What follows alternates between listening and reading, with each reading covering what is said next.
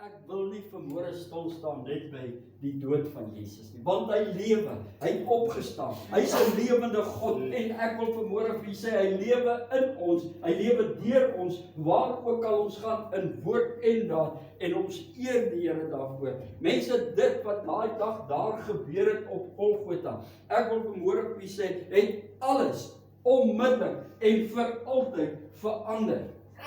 Alles. Mense oor die ganse eeue heen, toe hy uitgeroep is, it is finished. Mense luister, dit is klaar, dit is afgehandel, die prys is ten volle betaal vir elke sonde skuld wat daar was. Mense, eens en vir altyd deur Jesus Christus. Die prys is ten volle betaal.